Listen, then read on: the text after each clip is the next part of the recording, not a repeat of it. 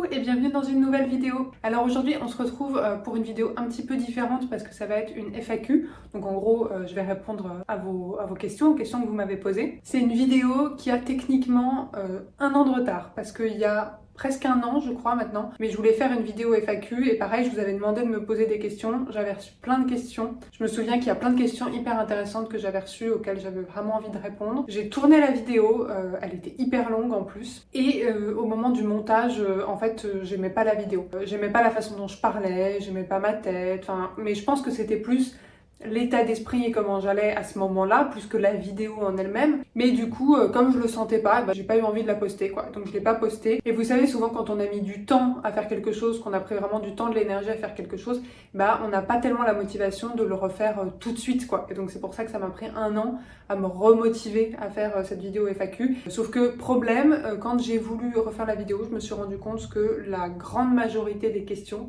il m'en reste quelques-unes, mais en fait juste je les avais plus. En fait c'était il y a tellement longtemps que voilà, c'est compliqué à retrouver. Je sais pas si cette vidéo elle sera en une partie ou en deux parties, parce que j'aimerais bien essayer de faire une vidéo qui sera pas trop longue non plus. C'est pour ça aussi que j'ai complètement arrêté l'idée de rempoter, de faire du rempotage pendant que je répondais aux questions, parce que vraiment quand je fais ça, je mets 4 fois plus de temps à répondre aux questions. Donc voilà, au moins là je suis juste posée face à la caméra avec mon café, avec les questions. Et donc je vous ai dit de me poser des questions à la fois sur les plantes, à la fois des questions perso. Alors évidemment, s'il y en a auxquelles j'ai pas envie de répondre, je répondrai pas. Soit des questions sur YouTube, soit des questions sur la psychologie. Et alors, j'ai reçu des questions à la fois du coup en commentaire et à la fois en message privé.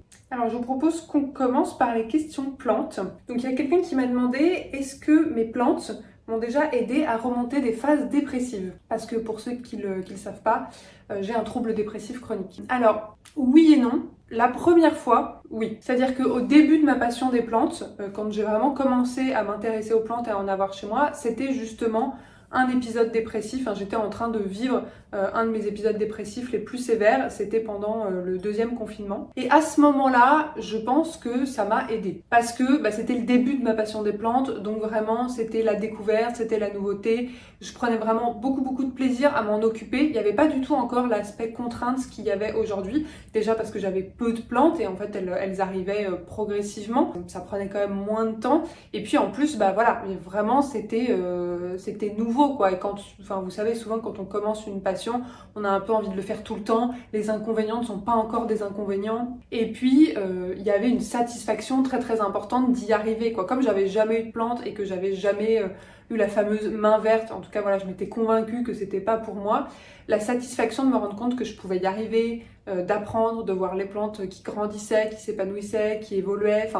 Il y avait vraiment des émotions positives, une satisfaction particulière qui est assez propre à l'univers des plantes parce que c'est pas dans tous les centres d'intérêt qu'on va voir les choses grandir, évoluer comme ça. C'est du vivant quoi. Et puis ça me faisait, comme j'étais en dépression, j'étais très apathique et donc si je m'écoutais, je serais restée au lit non-stop. Et là, du coup, ça m'a fait des petits objectifs au quotidien. Ça m'a fait vraiment, ça a donné un petit peu du sens au quotidien. Et comme en plus, pendant le deuxième confinement, c'était quand même assez limité, je pense qu'à ce moment-là, ça a vraiment été une aide. Ça n'aurait pas guéri ma dépression, on est d'accord. C'est pas ça qui m'a permis de m'en sortir, c'est une multitude de facteurs. Je le répète à chaque fois, mais avant tout, faut aller consulter des professionnels de la santé mentale. Mais en tout cas, ça a clairement été un facteur favorable. Mais voilà, ça n'aurait pas suffi à me faire remonter la pente. Et alors pourquoi je disais oui et non, c'est qu'en fait, c'est de moins en moins le cas. J'ai eu de nouveau des phases dépressives depuis. Et les plantes sont moins un facteur positif maintenant. Parce que y a beaucoup quand même de contraintes et d'inconvénients qui se sont rajoutés. C'est-à-dire que le plaisir de s'en occuper est toujours là, mais il est moindre. Parce que c'est plus nouveau, on s'habitue à tout et donc voilà, quand je m'occupe de mes plantes, c'est aussi vraiment une habitude du quotidien. Il y a plus cet effet nouveau, excitant, de découverte, de nouvelles expériences qu'il pouvait y avoir avant. En plus de ça, j'ai beaucoup plus de plantes qu'avant, donc ça prend plus de temps qu'avant. Donc maintenant, il y a un aspect contrainte à certaines tâches, par exemple l'arrosage, que je ressentais moins avant. Surtout qu'à l'époque, j'avais beaucoup plus de temps libre. Déjà, c'était le deuxième confinement et puis au niveau de mon emploi du temps de travail, de ma vie sociale. Alors, les choses faisaient que j'avais beaucoup de temps pendant ce fameux épisode dépressif où j'ai commencé à m'intéresser aux plantes. alors que là maintenant, au contraire, je me sens plutôt débordée et j'ai beaucoup plus de boulot qu'avant. Et donc du coup, dans les phases où ça va pas bien, dans les phases où les symptômes dépressifs ressurgissent un peu, et bah, le fait d'avoir cette contrainte de devoir m'occuper des plantes, de devoir y passer du temps, etc., ça peut au contraire parfois rajouter de l'épuisement à la fois physique et moral, émotionnel. Donc c'est plus tellement un facteur positif. C'est un peu triste, hein, dit comme ça. Mais voilà, c'est-à-dire qu'avant, c'était vraiment uniquement du plaisir. Maintenant, il y a du plaisir. J'aime toujours autant les plantes et je passe toujours des bons moments avec les plantes. Mais il y a aussi des moments où c'est une charge, où c'est une contrainte. Et donc, quand je vais pas bien, l'aspect charge et contrainte prend plus le pas, je pense. Surtout qu'au début de ma passion des plantes, j'avais pas encore eu beaucoup de désillusions et notamment les nuisibles. C'est-à-dire que les nuisibles, ça peut quand même vite être épuisant moralement, quoi. Et quand on commence à avoir une grosse collection, ça devient un problème récurrent. Et donc maintenant, quand je suis dans des phases dépressives, et ben si en plus je me tape une invasion de thrips, d'acariens, etc., voilà, j'ai des plantes qui vont mal, et ben ça peut vraiment aggraver l'humeur en fait. Donc ça peut au contraire voilà, avoir un effet plutôt contre-productif. Mais par contre, je pense que ce qui continue d'être assez favorable, c'est que en fait les plantes, même quand on va mal, on est plus ou moins obligé quand même de faire le strict minimum pour s'en occuper. Il y a vraiment voilà, les tâches de base, on est obligé de les maintenir. On n'est pas obligé, mais si on le fait pas, en tout cas, on va perdre toutes nos plantes. Donc l'enjeu est important, on va dire. Et donc du coup, quand je suis dans des phases dépressives, et ben c'est vraiment une chose que je continue de me forcer à faire à beaucoup moindre échelle. Je mets plus d'engrais, je fais plus de rempotage, enfin, tous les trucs annexes je les fais plus, mais je suis obligée de maintenir l'arrosage parce que je sais quand même que je ne veux pas perdre toutes mes plantes. Et donc du coup ça me force finalement, je pense que s'il n'y avait pas ça, et ben pendant ces phases-là, je bougerais pas de mon lit quoi, je ne ferais rien du tout. Et là il y a quand même ce petit truc, une fois ou deux par semaine, même quand je suis au fond du trou, que je suis obligée de faire. Et finalement quand je me force à le faire, que j'ai fait mon arrosage, et bah j'ai ce petit sentiment de satisfaction, j'ai ce petit regain d'énergie que j'aurais pas eu si j'avais pas eu les plantes et que j'avais pu juste rester apathique dans mon lit quoi. Attendez, je vais me chercher à boire parce que je crève de soif. Ça c'est un petit peu le problème dans les vidéos où je fais que parler comme ça. Bon, voilà. Là j'étais sur le point d'aller me chercher à boire, je commence à faire du hors-sujet en position semi-assise. C'est vraiment typique de moi. Mais ce que je voulais dire c'est que dans les vidéos où je parle beaucoup comme ça, on se rend pas compte, mais en fait, ça donne hyper soif, quoi, parce qu'on parle non-stop. Ça va mieux. Alors, la deuxième question par rapport aux plantes, c'est est-ce que tu t'es déjà privé de quelque chose pour tes plantes ? Par exemple financièrement ou le fait de ne pas faire telle ou telle activité. Et puis il y a une deuxième question, si tu devais garder qu'une seule famille de plantes, ce serait laquelle ? Alors est-ce que je me suis déjà privée pour mes plantes ? Au début un peu oui, parce que pareil pendant la phase où j'ai commencé à avoir des plantes, j'étais vraiment dans une période un peu voilà, d'achat compulsif. Je voulais toutes les plantes, dès que je voyais une plante sur Instagram, il me la fallait, j'avais envie de tout acheter et moi comme j'ai déjà de base un peu un problème compulsif, je vais vite tomber dans certaines addictions et notamment les achats compulsifs, c'est quelque chose qui est assez fréquent chez moi, ça c'est par phase. Et là au début de ma passion des plantes, j'étais vraiment tombée dedans, donc je dépensais vraiment beaucoup d'argent dans les plantes. Et notamment, j'avais un peu cette mode des plantes rares dans laquelle je suis un peu tombée dedans. C'est beaucoup moins le cas aujourd'hui. Maintenant, j'achète vraiment des plantes une fois de temps en temps et puis j'achète plus tellement de plantes chères. Mais voilà, en tout cas à l'époque, c'était le cas. Et donc forcément, comme je dépensais beaucoup d'argent dedans, et ben, je me suis pas dit consciemment, je préfère m'acheter des plantes que ça, ou je préfère m'acheter des plantes que faire ça. Mais fatalement, comme l'argent n'est pas infini, malheureusement, c'était un choix un peu implicite, quoi. Comme j'avais dépensé beaucoup d'argent dans les plantes. Il y a sûrement d'autres choses peut-être que j'aurais acheté si j'avais pas acheté des plantes. Ce qui aurait pas été forcément mieux, hein, si c'était pour faire des achats compulsifs sur les fringues ou la déco. Je dis pas que ça aurait été mieux. Faudrait juste que j'apprenne à arrêter d'acheter des trucs. Ce qui est un peu le cas. Là, franchement, depuis cette année, enfin ces 6 derniers mois, j'ai vraiment réussi à faire un effort. Donc voilà, je me suis privée au niveau financièrement. Je pense que j'ai dû pas me priver, mais en tout cas, j'ai dû faire des choix indirectement en dépensant autant d'argent dans les plantes au début. Aujourd'hui, non, vraiment, les plantes, c'est pas du tout ma priorité dans mon budget financier. Ça a vraiment trouvé une place équilibrée. C'est un bonus qu'il va y avoir à certains moments quand j'ai Voilà, quand j'ai envie de me faire plaisir, je vais peut-être m'acheter quelques plantes, voilà, ça reste occasionnel et c'est plus des plantes chères. Puis ensuite, je me suis jamais vraiment privée pour des activités, c'est-à-dire que je continue, même en ayant beaucoup de plantes, à partir en vacances longtemps, hein, plusieurs semaines. À chaque fois, j'ai des amis qui viennent arroser, donc j'ai la chance d'avoir sur Paris des amis en qui j'ai confiance et qui sont aussi voilà, passionnés de plantes et donc du coup, j'ai doublement confiance. Par contre, ça m'est peut-être arrivé de me priver plus ou moins pour des sorties. C'est-à-dire que si j'avais un gros arrosage de prévu et que vraiment je pouvais pas le reporter, c'était le seul moment dans la semaine où je pouvais vraiment prendre le temps d'arroser mes plantes et que on me propose d'aller faire quelque chose, c'est pas impossible qu'il y ait des fois où j'ai dit non pour pouvoir prendre le temps d'arroser mes plantes. Ou pareil, si je découvre une énorme infestation de nuisibles que je dois traiter d'urgence chez moi, ça peut m'arriver d'annuler des trucs, quoi. Mais c'est pas très fréquent. Et ensuite, donc ma famille, si je ne devais garder qu'une seule famille de plantes, laquelle ça serait? Alors, c'est pas facile. Je pense qu'à une époque, j'aurais dit que j'aurais gardé les philodendrons. Parce que les philodendrons, il y a plein de variétés. Vraiment, en termes de forme, en termes de taille, on peut avoir des philodendrons cascadants, comme le philodendron Brésil. On peut avoir des philodendrons à grosses feuilles que j'adore, comme le Gloriosum, le McDowell, le El Choco Red. Donc vraiment, c'est plein de variétés et à l'intérieur de tout ce qu'il peut y avoir comme philodendron, il y en a vraiment plein qui sont incroyables. On peut les agencer de plein de façons différentes. Donc ça permet, en gardant que les philodendrons, d'avoir vraiment une collection qui est assez variée, assez jolie. Mais avec le temps, je trouve que les philodendrons ont trop d'inconvénients. Déjà, ça prend trop de place. Tous les philodendrons à grosses feuilles, quand ils grandissent, franchement, ça prend trop de place. C'est que des plantes qui vont soit grimper, soit ramper. Donc c'est pas si facile que ça à arranger en fait dans le temps quand elles deviennent vraiment matures. Ils sont assez sensibles aux nuisibles, les philodendrons. Ils peuvent être assez capricieux sur plein d'aspects.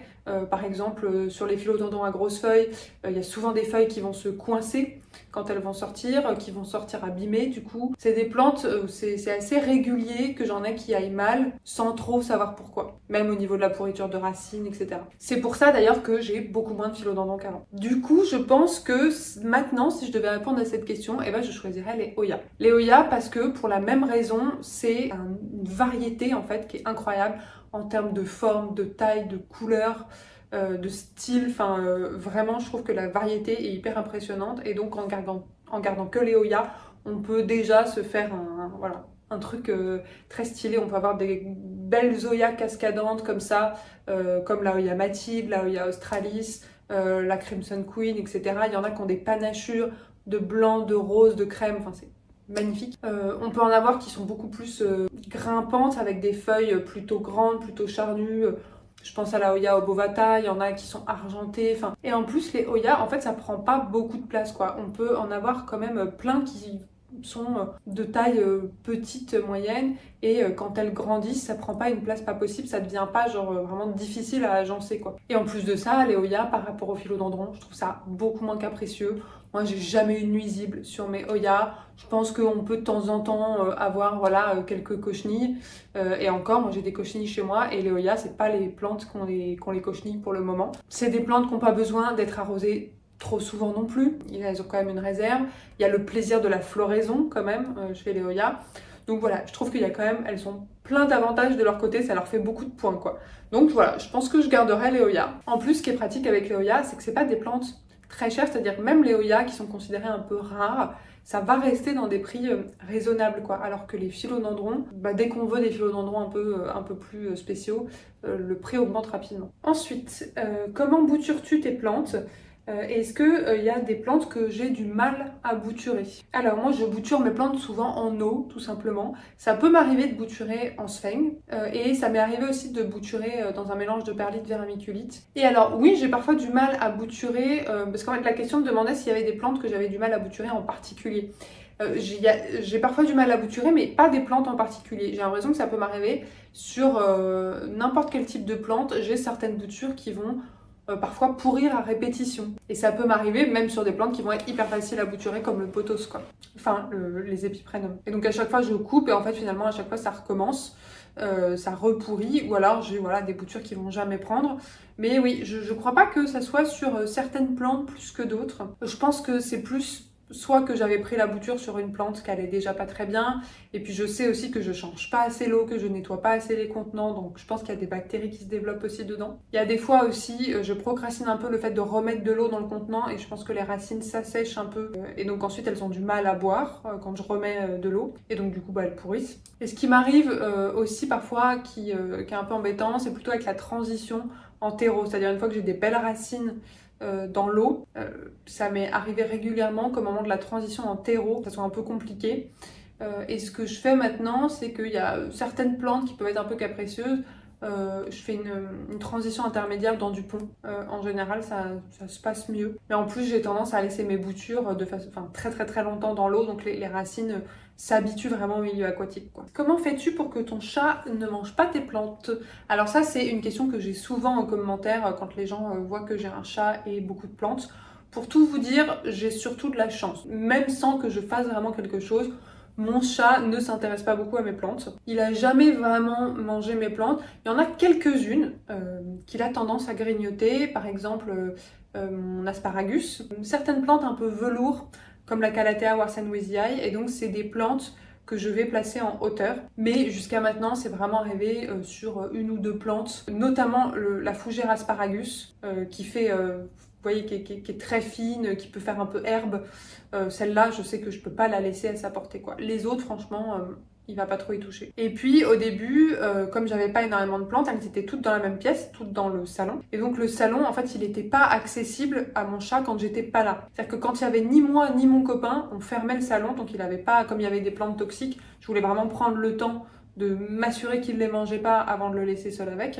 Et quand on était là, du coup, on pouvait observer. Et donc, à chaque fois qu'il allait vers la plante et que je voyais qu'il essayait de la manger, là, je lui disais non. Et puis, force de répétition, au bout d'un moment, il a plus tellement essayé de toucher aux plantes. Mais même dès le départ, il le faisait assez peu, quoi. Ça restait rare. J'avais essayé un petit peu aussi du répulsif pour les chats. J'avais essayé de lui mettre de l'herbe à chat à côté pour qu'il aille plutôt sur l'herbe à chat. Je sais pas si ça fonctionne, si c'est ça qui a fonctionné ou pas. Je pense honnêtement qu'à la base, il est pas trop du genre à s'intéresser aux plantes, quoi. Et donc voilà, plus le temps passait, plus j'ai vu qu'en fait, il y touchait pas vraiment, voire pas du tout. Les quelques-unes qui touchaient, je les ai éloignées et j'ai pu de nouveau le laisser en fait avec les plantes et lâcher prise. Je sais que Marion Botanical, elle avait fait, alors c'est une vidéo qui date maintenant, mais elle a fait une vidéo sur son chat et les plantes, et je crois que dedans elle donnait pas mal d'astuces par rapport à ça. Donc peut-être aller regarder cette vidéo-là. Moi j'ai pas fait de vidéo spécifique à ce sujet. Je sais pas si je le ferai un jour. Honnêtement, comme moi j'ai pas vraiment eu de problème avec mon chat, je me sentirais pas très légitime à vous donner des astuces puisque je suis pas sûre d'en avoir eu vraiment besoin, quoi. J'ai essayé 2-3 trucs, mais je pense que même si j'avais pas fait ça, ça se serait bien passé, quoi. Il y a des chats, je sais que voilà, ils sont beaucoup plus compliqués. L'ancien chat de ma mère, par exemple, il grattait la terre, il urinait dedans. Dès qu'il y avait une plante, il allait la bouffer. Enfin, donc voilà. Après, voilà, hein, pour celles et ceux qui ont un chat où vraiment c'est trop compliqué avec les plantes, il y a moyen de se faire une collection sympa avec juste des plantes disposées en hauteur sur des étagères, des plantes cascadantes accrochées au mur ou au plafond, des plantes un peu cactus et succulentes sur le bord de la fenêtre, donc ça a priori il va pas trop y toucher. Voilà, il y a moyen de quand même d'avoir une belle collection de plantes et un intérieur vraiment végétalisé et de limiter la casse, quoi. Alors, quelle est ta wishlist plante du moment? Alors ma wishlist plante du moment, je n'en ai pas. Franchement, mon rapport aux plantes, il a beaucoup changé. J'ai plus du tout de wishlist. Peut-être que ça reviendra, hein. Voilà, peut-être que c'est juste une phase. Depuis quelques mois, même un peu plus, c'est allé progressivement quand même. J'ai de moins en moins d'objectifs en fait vis-à-vis des plantes. Donc de moins en moins d'objectifs de certaines plantes que je voudrais avoir en particulier. J'ai plus cet attrait que j'avais voilà, pour les plantes rares. D'ailleurs, je ne consomme presque plus de contenu plantes, de vidéos plantes, etc. Enfin, il y a vraiment quelques personnes que je continue de regarder parce que vraiment je les aime bien, quoi. J'ai plus ce truc comme avant où je consommais plein de contenu plantes et dès que je voyais une plante, je la mettais sur ma wishlist parce qu'elle me plaisait et tout. Ce qui est pas plus mal, hein, comme je vous disais, les plantes ont repris une place assez équilibrée quand même dans mon quotidien et dans ma vie. Donc voilà, j'ai plus d'envie irrépressible d'avoir cette plante-là où je me dis il me la faut quoi. J'ai vraiment pas de wishlist, de liste définie quoi. Donc de temps en temps, quand je vais en jardinerie, quand je vois une plante qui me plaît, je peux l'acheter. Et de temps en temps, si j'ai envie de me faire plaisir, ça peut m'arriver d'aller sur un site et d'en acheter une ou deux.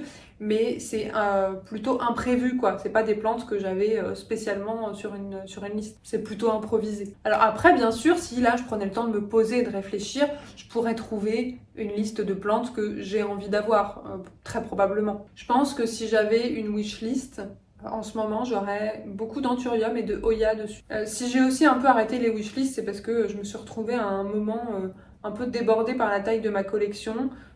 J'ai eu un moment où mes plantes allaient pas très bien. Et là, j'essaye vraiment de me concentrer sur celles que j'ai et d'essayer de me remettre un peu dans le truc, quoi. J'ai pas envie de me faire de nouveau déborder.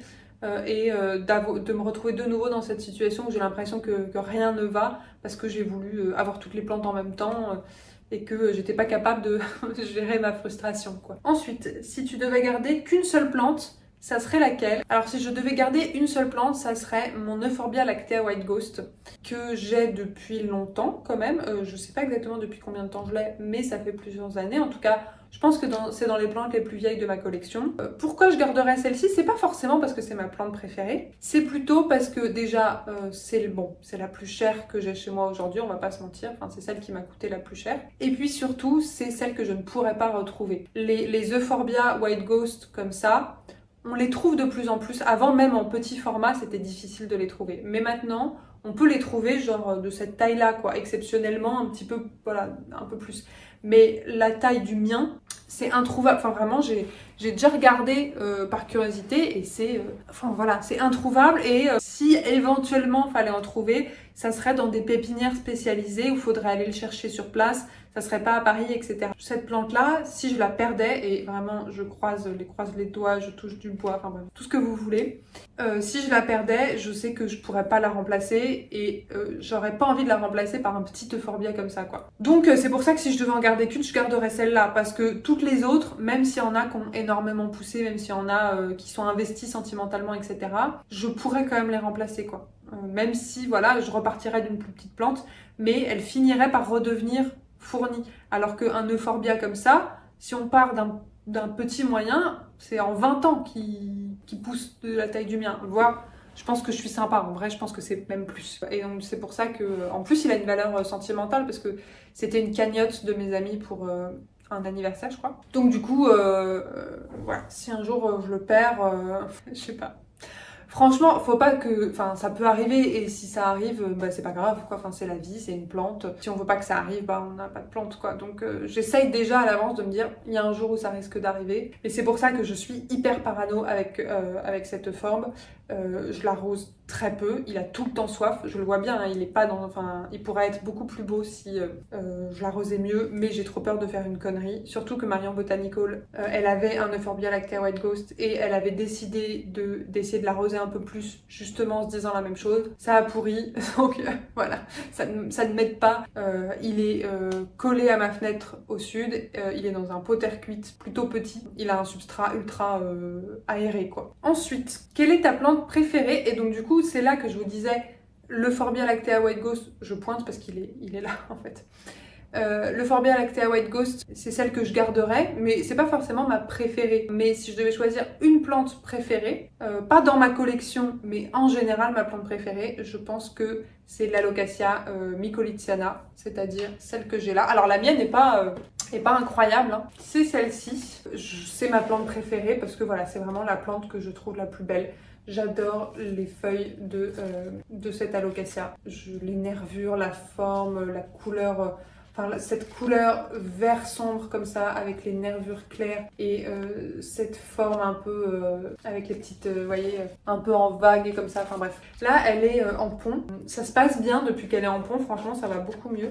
Elle est dans un pot en réserve d'eau en pont. Celle-ci, je l'ai depuis un moment, sauf qu'elle arrête pas de... Enfin, elle a un peu dépéri, elle est repartie. Cet hiver, elle avait perdu toutes ses racines, moi j'avais perdu toutes ses feuilles, donc cet hiver, elle n'avait aucune feuille. Et puis à l'arrivée du printemps, pouf, elle est complètement repartie, donc j'étais hyper contente. À une époque, elle avait acarien sur acarien, là je crois que ça va. Donc je me fais pas d'illusions, je pense qu'avec l'arrivée de l'automne et de l'hiver, elle va peut-être pas rester comme ça. Et celles qui sont vraiment énormes, c'est magnifique quoi. Vraiment, j'adore cette plante. Par contre, c'est pas la plus facile, c'est pas la plus stable, c'est clair. Après, il y a d'autres plantes qui sont pas loin derrière celle-là. J'aime beaucoup le philodendron El Chocorette, que j'ai aussi chez moi, mais pareil, qui est pas, le mien n'est pas très joli en fait. Attendez, je vais aller vous le chercher. Là, je lui ai mis des petits sachets pour traiter les thrips et les acariens. Et donc voilà le philodendron El Chocorette. Le mien n'est pas très joli. Vous voyez, il a perdu pas mal de feuilles en bas. Donc je lui ai mis de la sphène ici pour qu'il fasse des racines sur cette partie-là. Et il a plus, enfin voilà, il n'a pas énormément de feuilles. Il a l'air assez classique vu d'ici, mais en fait il a vraiment des feuilles qui ont un très joli cœur. Et puis qui ont une texture, enfin avec des petites pliures. Je trouve qu'il est très élégant, il a un très joli tombé. À nouveau, le mien, ça se voit pas énormément, donc c'est peut-être voilà, c'est peut-être pas ce El Chocorette qui va vous convaincre. Et puis, je pense que derrière la Locassia mycolithiana, une plante qui serait pas loin non plus, c'est le Pothos mandjula. Alors à une époque j'en avais un très grand que j'ai, dont les racines avaient pourri, que j'avais coupé, rebouturé, machin. Donc il est beaucoup plus petit qu'avant, mais il est toujours là. J'en ai même deux.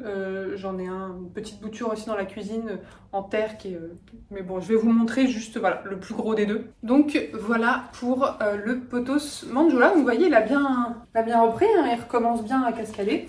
Et donc voilà, le Pothos mandjula aussi, je pense que c'est parmi mes plantes préférées. J'adore son panaché. Je trouve que vraiment les couleurs, c'est sublime. Après, c'est pas mes plantes préférées chez moi. La plante préférée que j'ai chez moi, ça c'est quelque chose qui change vraiment très régulièrement. Je pense qu'en ce moment, j'aime beaucoup mon Oya Crimson Queen. Elle s'est énormément épanouie cette année, donc elle est vraiment devenue longue, belle. Donc en ce moment, voilà, j'aime beaucoup mon Oya Crimson Queen. Franchement, vous me reposez la question dans 3 mois, ça a sûrement changé quoi. À une époque, c'était ma taille constellation, ma plante préférée chez moi. Pendant longtemps, ça a été ma taille constellation. Là, c'est plus le cas parce qu'elle a trop de feuilles qu'on brunit, elle a une forme un peu bizarre, donc voilà. Même si je l'aime toujours énormément et que je m'en débarrasserai pas quoi. Une question sur ma vitrine, donc ma vitrine Rudsta, ma vitrine pour plantes que j'ai transformée en serre. La question c'était, peux-tu nous en dire plus sur les méthodes de fixation à la paroi? Donc la personne me dit qu'elle utilise des crochets aimantés, parce que le fond de cette vitrine est aimanté, mais que ça glisse. Et elle me dit aussi, de mon côté, elle a la version plus étroite, j'ai remarqué que certaines plantes ne reçoivent pas assez de lumière, et donc elle me demande si moi j'ai constaté un effet délétère sur les plantes du bas. Moi, j'utilise pas de crochet dans le fond, justement parce que ça peut glisser, mais j'utilise des sortes de petites étagères dont tout le dos est aimanté et donc en fait ça tient hyper bien. En fait les crochets aimantés j'en utilise plutôt sur le plafond par exemple pour tenir mes lampes horticoles parce que en fait ça tient bien comme ça, mais effectivement un crochet à la verticale ça va avoir tendance à glisser. Et ensuite par rapport aux plantes du bas, moi j'ai pas remarqué d'effet délétère sur les plantes du bas. Je pense que j'ai des lampes horticoles qui sont assez fortes quand même dedans. J'ai les Samsung, les barres Onyx de chez Samsung qui chauffent un peu mais qui sont quand même parmi mes lampes horticoles préférées, en tout cas trouvables en France. Et puis en plus les plantes de ma vitrine, même celles du bas, se reçoivent quand même de la lumière naturelle. La pièce est assez lumineuse et la vitrine n'est pas non plus dans un coin sans lumière quoi. Donc au contraire, moi j'ai plutôt remarqué parfois des problèmes sur les plantes qui étaient beaucoup plus proches de la lampe, qui étaient plus sur le premier étage. Après évidemment il faut agencer la vitrine selon ça quoi. Donc s'il y a des plantes qui ont besoin de beaucoup de lumière, on va les mettre plus en haut quoi. Moi par exemple mes Oya, c'est celles qui sont les plus hautes dans la vitrine. Ensuite on va passer sur quelques questions YouTube. La première question, alors forcément je m'y attendais, on va parler un peu argent. La première question c'est combien YouTube rémunère-t-il les créateurs pour leurs vidéos? Y a-t-il des barèmes en fonction du nombre de vues? Par exemple, peux-tu nous donner une fourchette de prix pour une vidéo à ton échelle? Alors ça me dérange pas du tout de vous parler de ça, donc franchement je vais vous donner les détails, il n'y a pas de problème. Déjà pour répondre à la question, oui, YouTube rémunère en fonction du nombre de vues. C'est-à-dire que plus une vidéo fait de vues, plus elle va rapporter d'argent. Alors Il y a des variations selon les pays et puis ça peut dépendre aussi, est-ce qu'on a placé des publicités au milieu de la vidéo et si oui, combien on a placé de publicités. Comme ça rémunère au nombre de vues, en fait le problème sur YouTube c'est que enfin le problème, je sais pas si c'est un problème, mais la disparité est immense, c'est-à-dire qu'un petit youtubeur va faire quasiment rien, quelques dizaines d'euros et encore, alors qu'un gros youtubeur va se faire des sommes astronomiques, quoi. Donc la particularité de YouTube, c'est que c'est pas rémunéré effectivement au travail, on est vraiment sur la question de l'offre et la demande, quoi. Ce qui est pas moi, par rapport à mes valeurs politiques, ce qui est pas mon système préféré, mais c'est comme ça que ça fonctionne. Donc moi, mes vidéos, on va dire classiques, par exemple un vlog, etc., font, je pense, sur un mois, autour de 4000 vues. Ensuite, après, les mois d'après, ça continue d'augmenter, mais un tout petit peu finalement. Je dis les vidéos classiques parce qu'après, il y a des vidéos qui vont faire beaucoup plus et beaucoup moins. Par exemple, quand je fais une vidéo un peu spéciale, comme ma vidéo FAQ ou ma vidéo sur le sommeil, ça fait beaucoup moins de vues. Ce qui est normal, c'est pas forcément ce qui a poussé les gens à s'abonner à ma chaîne à la base. Et si je fais une vidéo comme un plan de tour ou un appart tour, ça va faire beaucoup plus de vues. Et une vidéo plan de tour, appart tour, on peut approcher les 10 000 sur le mois. Et ensuite, ça augmente, ça continue d'augmenter, voilà, au fur et à mesure du temps qui passe, évidemment. Moi, une vidéo qui fait environ 4000 vues sur le mois, elle va me rapporter 25 € sur ce mois-ci.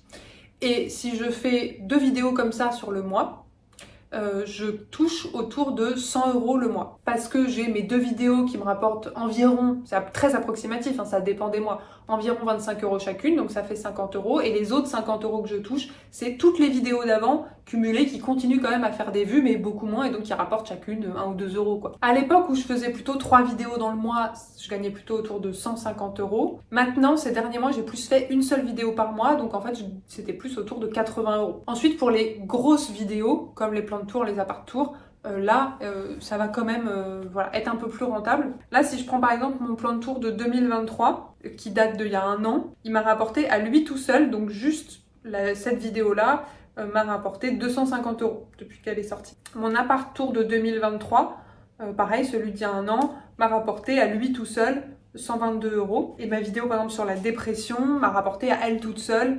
100 €.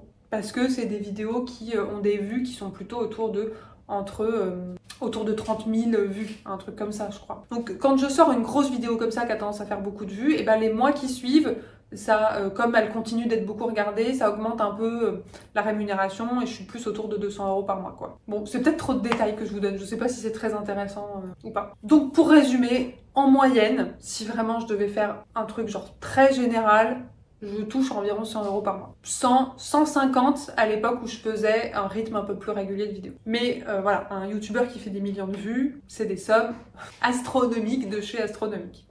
Pour les petits youtubeurs comme moi, c'est de l'argent de poche. Ça serait évidemment impossible d'en vivre, c'est pas comme vous vous en doutez. Et puis bah, voilà, c'est beaucoup moins rentable que le travail, le vrai travail entre guillemets que j'ai à côté. Mais parce que je suis sur YouTube, bah voilà, pour le plaisir quoi. Après, il y a les partenariats. Alors j'en ai fait un seul pour le moment, vous avez dû voir, je crois que c'était ma dernière vidéo. Pendant longtemps, je m'étais dit j'en fais pas du tout parce que j'avais pas trop envie de faire ça. Bon, de toute façon, je reçois pas beaucoup de demandes. Hein. Comme je suis une petite chaîne, c'est pas très rentable non plus pour les marques. Enfin voilà, les marques vont pas avoir des millions de vues en collaborant avec moi. Mais j'ai décidé là, comme je vous en parlais, d'accepter certains partenariats, notamment ceux qui m'intéressaient, qui pouvaient correspondre à mes valeurs, à mon style, à mon profil. Ce qui veut pas dire forcément que en lien avec les plantes, hein, parce que moi je parle un peu de tout et de rien. Mais en tout cas voilà, qui peuvent me correspondre quoi. Et puis ça me permet de rentabiliser un peu bah voilà, certaines vidéos, le temps que j'ai passé au montage, etc. Moi en gros, je sais pas si j'ai le droit de parler de mes tarifs, si je pense, enfin, en moyenne je facture de base 150 € pour une collab en gros. Donc voilà, le fait de faire un clip pendant quelques minutes dans une vidéo sur un produit ou sur une marque ou sur un concept, j'ai fixé 150 €. Ce qui implique évidemment le fait de découvrir le produit avant et puis le fait de faire le montage après quoi. Après quand il y a des petites marques qui galèrent, voilà, qui n'ont pas beaucoup de budget, je peux baisser mon tarif quoi. Voilà, vous avez tout le détail de mes finances sur YouTube. Ensuite, avec quel logiciel fais-tu ton montage vidéo Et est-ce que tu écris des scripts de vidéos? Alors je fais mon montage avec le logiciel Filmora, qui est un logiciel payant, mais du coup la rémunération YouTube me permet de rembourser ce logiciel. C'est un logiciel que j'ai pris, alors un peu au hasard, hein, j'y connaissais pas grand chose, mais en me renseignant j'avais trouvé qu'il voilà, il était censé être assez simple et accessible pour les gens qui y connaissent rien en montage, ce qui était mon cas. Et effectivement, très simple de prise en main, très accessible. Donc voilà, et c'est ça qui est intéressant je trouve avec YouTube, c'est que tu commences parce que tu as envie de parler de plantes et tu te retrouves à développer des compétences en montage vidéo alors que c'était pas du tout un truc qui t'intéressait plus que ça comme matière quoi.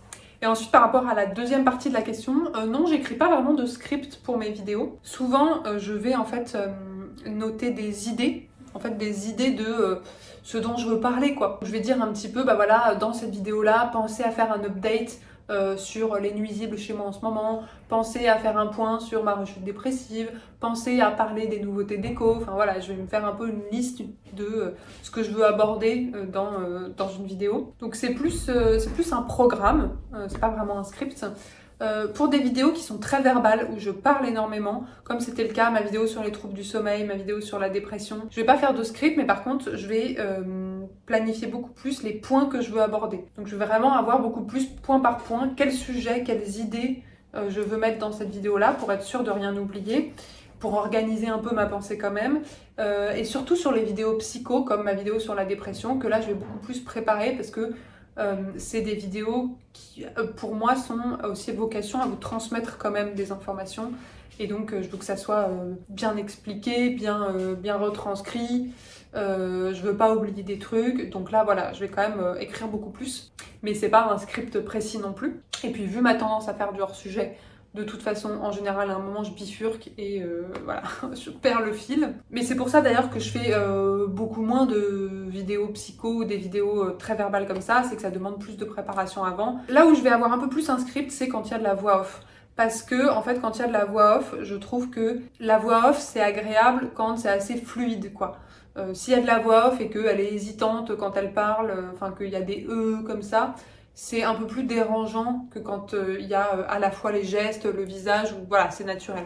Donc en voix off, pour que ça soit vraiment fluide et que ça soit vraiment en adéquation avec l'image, et ben là je prépare un peu plus vraiment ce que je veux dire. Gagnes-tu ta vie sur YouTube? Bon, ça j'ai déjà répondu, hein, plus ou moins. Non, je gagne pas du tout ma vie sur YouTube. Je gagne tout au plus 150 € par mois. Donc ça ne fait que compenser le temps que j'y passe. Dans l'ensemble, c'est pas rentable, mais c'est pas pour ça que je le fais, donc c'est pas grave du tout. Donc je considère pas du tout que YouTube est mon travail. Enfin, pour moi, on est vraiment sur du loisir. Et ce qui va avoir trait à la rémunération, c'est plutôt des choses qui vont venir me rembourser certains coûts que va avoir ce loisir, quoi. On va dire. Je sais pas si c'est très clair ou très... Voilà, très cohérent. Mais c'est plus comme ça que je vois les choses. Tu fais moins de vidéos récemment, penses-tu abandonner YouTube? Alors c'est vrai que on m'a beaucoup fait la réflexion, très gentiment, hein, j'ai eu aucun commentaire désagréable, mais sur le fait que y avait beaucoup de temps qui s'écoulait entre mes vidéos. Donc souvent maintenant j'ai des gens qui viennent me demander des nouvelles, me demander si ça va entre deux vidéos, parce qu'il y a souvent du temps qui s'écoule. Et ça me fait très plaisir, enfin vraiment, voilà, merci beaucoup quoi. Ça me fait vraiment plaisir que les gens remarquent quand il n'y a pas de vidéo, qu'ils attendent de nouvelles vidéos, et puis voilà, qu'ils aient envie de prendre de mes nouvelles. Enfin, c'est super chou, donc merci beaucoup. Pour répondre à la question, non, j'ai pas prévu d'arrêter YouTube, d'abandonner YouTube. Mais oui, comme vous avez pu voir, j'ai eu une sacrée baisse de rythme à un moment. Au début, je faisais une vidéo par semaine. Alors déjà parce que j'avais beaucoup plus de temps libre. J'avais beaucoup plus de temps libre déjà par rapport au travail. Et puis en plus... à l'époque, les plantes prenaient beaucoup plus de place dans mon quotidien, donc j'avais envie d'en parler tout le temps. Je passais beaucoup plus de temps sur des tâches plantes, et donc j'avais aussi sûrement plus de contenu à vous proposer. Et puis bon voilà, progressivement, j'ai eu beaucoup plus de boulot, j'ai eu envie aussi de réinvestir d'autres loisirs, de réinvestir ma vie sociale, etc. Donc mon espèce d'effervescence autour des plantes et de YouTube a repris une place équilibrée. et forcément j'ai eu moins de temps à y allouer parce que continuer à faire une vidéo par semaine, le sacrifice que ça représentait me convenait plus, enfin voilà, ça me convient plus. J'aimerais bien faire plus de vidéos, c'est-à-dire que dans l'absolu, j'aimerais bien pouvoir donner plus de temps à cette activité-là parce que j'adore ça. Le coût que ça aurait, pour le moment, c'est pas possible. Et j'ai pas envie de m'épuiser, j'ai pas envie de me mettre la pression sur la fréquence des vidéos parce que je sais que c'est plus ça, au contraire, qui risquerait à un moment de me faire abandonner. Donc je préfère y aller vraiment tranquille à mon rythme et justement pouvoir durer plus longtemps dans le temps, quoi. Mais dans l'absolu, j'ai plein d'idées, plein d'envies, plein de projets. Et voilà, idéalement, j'aimerais bien réaugmenter le rythme des vidéos. Mais à chaque fois, je me suis dit ça. Là, ça fait presque un an que je me dis allez, je vais recommencer à faire une vidéo par semaine. Et en fait, à chaque fois que je me dis ça, une fois arrivé le jour le week-end, j'y arrive pas, quoi. J'ai trop de trucs à faire. Donc plutôt que de repousser à chaque fois cet objectif, j'arrête de me le mettre et on verra comment ça évolue naturellement. Du coup, donc, je vais passer aux questions qui sont un peu plus perso. Si tu gagnais au loto, continuerais-tu de travailler? Oui. Si je gagnais au loto, je continuerais de travailler, ça c'est sûr, mais par contre je travaillerais à temps partiel, quoi. Donc je garderais quelques consultations, je garderais quelques cours que je donne, et puis j'essaierais de faire peut-être un mi-temps, quelque chose comme ça. J'en profiterais sûrement pour créer une association, pour avoir vraiment un centre de psychothérapie où les gens peuvent venir suivre des psychothérapies gratuitement ou à très très moindre coût. Et où les professionnels peuvent venir se former, assister à des formations, des conférences gratuitement ou à moindre coût. C'est d'ailleurs une amie à moi ou des amis à moi qui ont aussi ce projet en tête. C'est quelque chose qu'éventuellement on aimerait bien faire un jour, mais ce qui est sûr c'est que si je gagnais au loto, je ferais ça. Et puis du coup, en passant mon travail à mi-temps, je pense que je prendrais beaucoup plus le temps pour me réinvestir dans la chaîne YouTube. Voilà, je pourrais vraiment développer ça. Et puis j'en profiterai aussi sûrement pour réinvestir des activités aussi de loisirs, de création, des choses qui peuvent être un peu peut-être artistiques ou même le sport. Donc voilà, tout ce qui tient plus vraiment au loisir personnel et c'est vraiment le truc qui pêche un peu dans mon quotidien, c'est que j'ai vraiment pas de temps pour ça. Pouf, ça fait déjà 1h11 que je filme, je sais pas combien de temps dure la vidéo au total. Il me reste encore pas mal de questions donc je suis pas sûre que je ferai tout aujourd'hui. Ah j'ai plus de café. Il y a quelqu'un qui me demandait est-ce que c'est un choix de rester vivre à Paris, est-ce que je compte rester à Paris ou est-ce que j'ai des projets de déménagement Alors, en tout cas, je n'ai pas de projet de déménagement à court terme puisque ça fait même pas 1 an que je suis dans cet appartement. Alors, c'est pas vraiment un choix d'être à Paris. Je suis née à Paris. Ma mère est née à Paris. Mon père, pas du tout. Mon père, il est kurde. Un kurde de Turquie qui a immigré en France quand il était jeune. Mais ma mère, par contre, c'est une pure parisienne. Ses parents sont nés à Paris. Voilà. Et puis mon père, quand il est arrivé, s'est retrouvé à Paris. Enfin, il est arrivé à Paris et donc toute sa vie en France a été à Paris. Moi, je suis née à Paris et je n'ai pas bougé de Paris depuis, à part pour les vacances. Donc pareil, je suis vraiment une pure parisienne, mais pas par choix, c'est juste, c'est comme ça que c'est fait la vie. Et donc si je reste à Paris aujourd'hui, alors je suis pas j'aime Paris, hein, enfin je veux dire c'est une ville que j'aime bien, en plus c'est la ville de ma naissance, de mon enfance, de mon adolescence, de ma famille. Donc c'est une ville qui est marquée quand même, sentimentalement, émotionnellement. Ça sera toujours un peu chez moi, mais il y a plein de choses que j'aime pas dans Paris. Le prix des loyers, déjà, ça, c'est rédhibitoire. Et puis l'environnement qui peut être très étouffant. Même si quand on a passé toute sa vie à Paris, on est très habitué en fait à Paris, donc c'est habituel, on s'en rend plus compte, quoi. Mais c'est vrai que ça peut être un peu tentaculaire. Il peut y avoir un peu un sentiment d'insécurité sur certains aspects, même si ça, honnêtement, moi, je le ressens pas trop. Pareil, on dit que les gens sont pas très sympas à Paris. Je pense qu'il y a des choses qui peuvent être un peu culturelles, effectivement, ou liées au fait qu'à Paris, il y a beaucoup de monde, on se sent souvent pressé, les gens ont fait beaucoup de temps de transport, etc. Les serveurs dans les cafés sont débordés parce qu'il y a beaucoup de monde. Donc il y a des facteurs qui jouent, mais après je pense pas que les gens soient... je pense que c'est un peu un mythe. Le Parisien qui est mal poli, qui est désagréable. Honnêtement, moi la plupart des gens que je rencontre, ils sont sympas, quoi. Mais en tout cas, voilà. Dans l'absolu, il y a plein d'autres endroits où j'aimerais vivre. Je pense que je suis quand même très habituée à vivre en ville et donc il faudrait quand même que ça soit en ville. Mais par contre, ça pourrait tout à fait être ailleurs que dans Paris. Par exemple, j'adore Nantes. C'est une ville voilà, pour laquelle j'ai eu un coup de cœur à chaque fois que j'y suis allée. Mais je reste à Paris déjà parce que ma famille est ici, mes parents sont ici et j'ai envie de pouvoir continuer à les voir régulièrement. J'ai beaucoup d'amis qui sont encore ici. Être à Paris socialement, c'est plus pratique. En plus de ça, au niveau du boulot, j'ai tous mes patients qui sont à Paris. J'ai tous les cours que je donne se passent à Paris, tous les contacts professionnels se passent à Paris, l'université à laquelle je travaille est à Paris, l'hôpital Sainte-Anne avec lequel je travaille est à Paris, enfin voilà. Donc partir de Paris, ça serait un nombre de bouleversements que j'ai pas forcément envie de faire parce que j'aime mon travail, j'aime mes patients, j'aime mes amis, j'aime ma famille, enfin voilà tout ça. Je reste à Paris par choix, mais c'est pas si lié à Paris que ça quoi. Et j'ai souvent des envies d'aller ailleurs. C'est pas un projet, mais c'est possible un jour que ça arrive dans ma vie. Ce qui est sûr, c'est que si je peux vivre à Paris, c'est uniquement parce que je suis en couple. Si j'étais célibataire, je pense que de toute façon, j'aurais déjà été obligée de partir de Paris parce que je ne pourrais payer aucun loyer. Même un petit studio, vu qu'il faut gagner 3 fois le montant du loyer, ce qui serait pas mon cas. Donc voilà, si j'étais célibataire, si un jour je me retrouve de nouveau célibataire, clairement j'aurais pas d'autre choix que de partir de Paris de toute façon. Alors dans les questions qui touchaient plus à la psychologie, j'ai reçu une question qui me demandait des conseils pour quelqu'un qui souhaitait reprendre des études pour devenir psychologue. Alors franchement, déjà, mon premier conseil, c'est voilà, lance-toi. Franchement, il y a énormément de personnes en reconversion en psychologie. Je trouve que c'est des études où il y a beaucoup de reconversion et donc il y a une grande variabilité aussi d'âge et de profil dans les études de psycho, quoi. Donc on peut trouver sa place. Je pense quand même que ce que j'aurais envie de dire aussi, c'est n'idéalise pas ce que c'est la psychologie et d'être psychologue et peut-être renseigne-toi vraiment. Il y a, alors je dis pas que c'est forcément donc ton cas, mais je sais qu'il y a pas mal de personnes qui idéalisent ce que c'est un petit peu que d'être psychologue ou de faire des études de psychologie ou qui ont l'impression que la psychologie va leur donner des clés un peu magiques pour comprendre le fonctionnement humain, pour comprendre les autres. Il faut pas oublier que la psychologie c'est quand même aussi une science humaine mais une science. Et donc les études de psychologie, c'est aussi des statistiques, c'est aussi de la biologie, c'est aussi des sciences cognitives, c'est aussi de la neuro, c'est aussi l'apprentissage de la méthodologie de la recherche, etc. Et puis il y a de la musique dehors, j'espère que ça vous dérange pas. Et puis même pour la psychologie clinique, c'est aussi beaucoup de connaissances à acquérir sur les troubles, sur les symptômes, sur les classifications, sur les modèles, etc.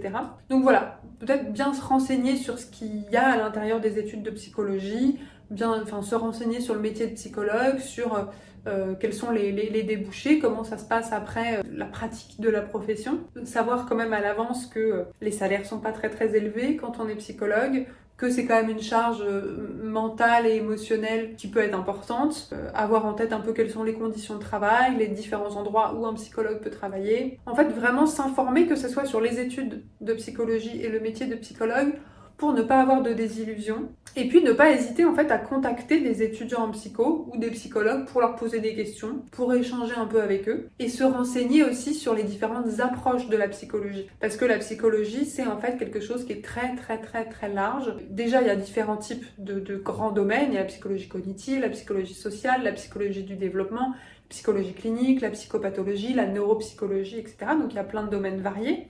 Et puis à l'intérieur, par exemple, si je prends la psychologie clinique, il peut y avoir différentes orientations. Et de se renseigner un peu pour peut-être faire attention à ne pas aller vers quelque chose qui serait trop sectaire ou trop dogmatique. Je sais qu'il y a des universités, par exemple, où ils vont enseigner presque que de la psychanalyse, qui en fait est une approche parmi d'autres. Donc essayez aussi peut-être de trouver une université avec un enseignement assez intégratif, assez varié, et puis pendant les études, d'essayer peut-être de rester ouvert aux différentes approches de la psychologie, en faisant des stages variés de différentes orientations, et puis auprès de différents publics, enfants, ados, adultes, dans différents contextes, psychiatrie, des services de santé non psychiatriques, comme par exemple la cancérologie, feuilleter quelques bouquins qui sont destinés à la licence de psychologie, pour avoir un petit peu une idée. Parce qu'en fait, la psychologie, c'est une discipline qu'on ne fait pas au collège, au lycée, etc. Et donc, finalement, c'est assez nouveau. Et c'est parfois difficile de se rendre compte de en quoi ça consiste exactement et est-ce que ça va me plaire ou pas. Donc je trouve que c'est bien en fait de se renseigner. Et voilà, pendant ton cursus, de rester ouvert vraiment à la variété des approches et des dynamiques de la psychologie, que ce soit par des bouquins, des conférences, des échanges, des stages, etc. Je pense que ce qui est important aussi quand on envisage de faire des études de psycho, c'est quand même de s'assurer d'avoir le temps de s'investir dans ces études-là, parce que il y a les stages, parce qu'il y a des mémoires à faire, et donc ça peut être assez chronophage, ça peut demander de l'investissement.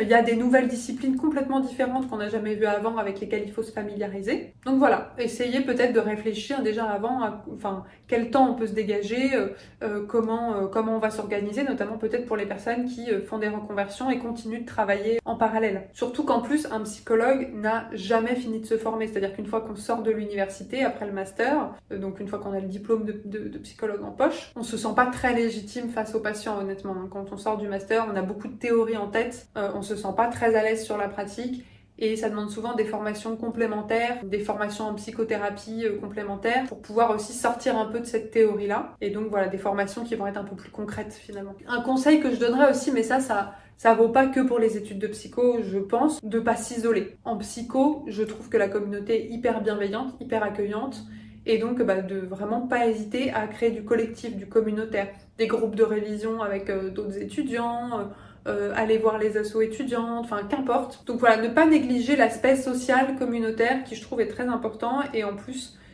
qui est souvent en place en psycho parce que c'est une communauté assez bienveillante, assez solidaire. Et si jamais il y a des matières qui mettent un peu en difficulté, comme alors souvent en psychologie ça va être les statistiques ou la biologie, auxquelles les gens s'attendaient pas forcément, enfin ne pas laisser le truc empirer quoi, juste en parler à des profs, aller vers les assos étudiantes qui parfois proposent des cours particuliers à moindre coût, etc. ou du tutorat. Quel autre conseil je pourrais donner? Ne pas négliger la licence. Les notes en licence sont importante pour la sélection en master, et il n'y a pas énormément de place dans la sélection en master par rapport au nombre d'étudiants en licence. Donc voilà, ne pas négliger la licence, les notes en licence, et puis ne pas hésiter pendant la licence.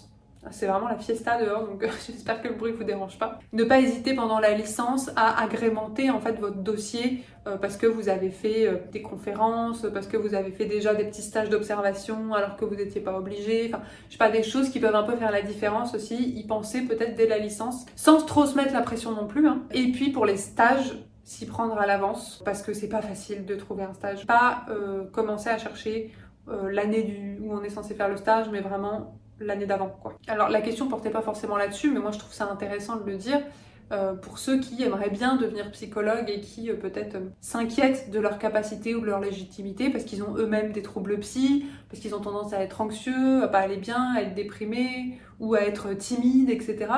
Vraiment, pour moi c'est pas du tout un problème. Enfin, je veux dire, on peut être psychologue et avoir des troubles dépressifs comme c'est mon cas, on peut être psychologue et avoir d'autres troubles mentaux, on peut être psychologue et avoir des difficultés dans sa vie, on peut être psychologue et être quelqu'un de plutôt timide qui a du mal à parler aux autres. Être psychologue, c'est pas quelque chose qui, contrairement à ce qu'on pourrait penser, est naturel et spontané. Il y a évidemment des qualités humaines que ça demande à la base, mais c'est aussi des choses qui s'apprennent, même l'écoute en fait. Le fait d'apprendre à écouter quelqu'un, de se mettre dans une écoute active entièrement focalisée sur l'autre, ça s'entraîne, ça s'apprend. Le fait de savoir se mettre un peu soi de côté et pouvoir réguler nos propres pensées, nos propres émotions pour pouvoir pas les laisser déborder sur ce qui se passe dans la relation thérapeutique, ça aussi ça s'entraîne. Enfin, donc il y a plein de choses qui parfois où on se dit faut être naturellement comme ça, mais non, il y a des choses qui vraiment, même dans les qualités relationnelles, se développent en fait. Alors évidemment, si vous n'avez aucune empathie de base,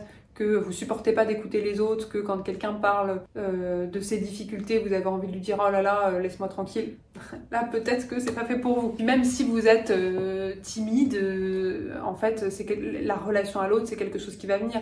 Moi, je suis pas du tout quelqu'un d'extraverti, je suis pas du tout quelqu'un de très social initialement. Au contraire, ça a été hyper riche, hyper épanouissant et il y a beaucoup de choses qui se développent. Enfin, c'est un métier qui développe beaucoup la personne humaine qu'on est aussi. Et donc ça, c'est assez génial. Moi, je sais qu'en tant qu'individu, je serais très différente humainement si j'avais pas été psychologue. Donc il y avait des choses qui étaient là de base, mais ça a aussi changé plein de choses en moi. Et donc voilà, vous allez acquérir plein de compétences, enfin plein de connaissances, mais aussi plein de compétences qu'elles soient personnelles, relationnelles, de communication, d'analyse, enfin il y a plein de choses qui vont se mettre en place. Mais ne vous étonnez pas si vous avez l'impression pendant les études que ça se met pas beaucoup en place. Les études de psychologie, faut le savoir, malheureusement, elles sont encore assez théoriques. Et ce qui vient beaucoup aider, c'est les stages et les formations complémentaires aussi qu'on fait après, et puis après la pratique. Ensuite, alors pour les questions de psycho, j'ai des personnes qui m'ont posé des questions sur une situation personnelle. Donc une situation qui les concernait eux, ou une situation qui concernait un proche en difficulté, pour me demander des conseils, un avis, etc.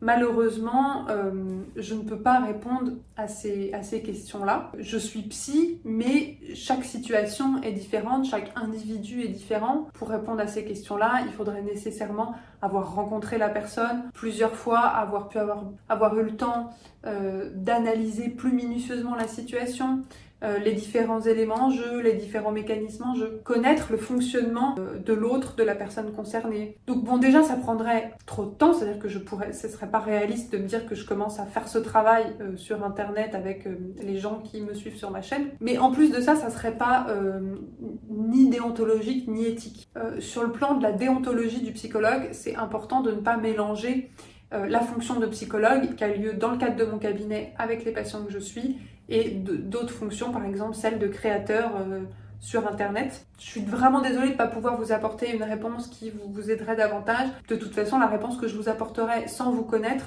ne pourra jamais être mieux que la réponse d'un autre psychologue qui vous recevrait en thérapie, en fait. Enfin, si vous consultez déjà un psychiatre, un psychologue, que vous êtes déjà suivi, mais que ça se passe pas bien, ou en tout cas, voilà, vous vous questionnez, n'hésitez pas aussi à changer, à essayer de consulter quelqu'un d'autre, à essayer d'autres approches. Ce que je peux vous conseiller aussi, c'est si vous avez des symptômes spécifiques, comme des symptômes dépressifs, des symptômes anxieux, bon, déjà consulter un psychiatre, et en parallèle de consulter un psychiatre, consulter aussi un psychologue formé aux thérapies comportementales et cognitives. Je vous mets dans la description un site où vous pouvez trouver les thérapeutes formés aux thérapies comportementales et cognitives autour de chez vous. Et si jamais vous rencontrez un professionnel, psychiatre, psychologue, avec qui le contact ne passe pas, n'hésitez pas à changer. Mais voilà, malheureusement, moi, je ne pourrais pas répondre à ces questions personnelles. Je sais que quand on fait des vidéos sur Internet, on peut être investi d'une certaine façon par les personnes, parce qu'on va inspirer aussi une certaine réassurance, une certaine confiance. Enfin, c'est ce qu'on appelle d'ailleurs les relations parasociales, cette sensation qu'on peut avoir avec les gens qui créent des vidéos sur Internet. En fait, je ne suis pas plus qualifiée, j'ai pas plus de réponses parce que je suis psychologue si je ne vous connais pas, et je n'ai pas plus de réponses qu'un psychologue qui vous connaîtrait du coup. Et d'ailleurs, ça me fait penser à vous dire aussi de franchement faire gaffe à toutes les personnes qui créent du contenu sur Internet, créent du contenu sur les réseaux sociaux et qui à côté proposent des consultations. Franchement, c'est pas forcément bon signe. Alors c'est rarement des psychologues et des psychiatres, en général c'est plutôt des coachs de développement personnel, des trucs comme ça, ou alors des thérapeutes mais qui n'ont ni le titre de psychiatre ni le titre de psychologue. Parfois il y en a qui transforment les mots pour échapper à la réglementation. Par exemple, ils se font appeler psychopraticiens parce qu'ils n'ont pas le titre de psychologue. Allez voir des psychologues et psychiatres qui ont le titre, qui sont soit psychiatres, soit psychologues. C'est pareil, il y a des personnes qui m'ont demandé si je pouvais les recevoir en consultation. C'est pas possible. Pour des raisons déontologiques, je peux pas mélanger mon métier de psychologue et mélanger les vidéos avec les vidéos sur YouTube. Je peux pas déontologiquement avoir des patients qui viennent me voir et qui me connaissent de YouTube pour plein de raisons. Ça serait long à détailler, ça pourrait être intéressant, hein, ça serait un peu long, mais ça influencerait trop de choses dans la relation thérapeutique. Bon, du coup, je pense que je vais m'arrêter là parce que j'ai déjà filmé pendant 2 heures, donc voilà, je veux pas non plus que la vidéo soit très très longue. Par contre, dans les questions que j'ai perdues d'il y a 1 an, et ben forcément il y en a plein, j'ai dû passer à côté. Peut-être que vous-même, vous vous souvenez pas m'avoir posé la question, de toute façon, c'était il y a tellement longtemps. Mais du coup, je vais peut-être faire une partie 2. Donc n'hésitez pas à me poser toutes les questions que vous voulez, que ça soit sur les plantes, sur la psycho, perso, YouTube. Mais pour tout ce qui est question vraiment sur vos difficultés personnelles, c'est très compliqué d'y répondre, en tout cas dans une vidéo FAQ. Et enfin, croyez-moi, j'en suis vraiment désolée parce que quand je reçois ces messages-là, évidemment, ça me donne envie de pouvoir aider. Mais malheureusement, voilà, c'est beaucoup plus complexe que ça. Bon, je vous remercie d'avoir regardé la vidéo jusqu'ici. J'espère que j'ai pas trop blablaté, voilà, c'était pas trop barbant. Prenez bien soin de vous et puis je vous dis à bientôt. Bisous!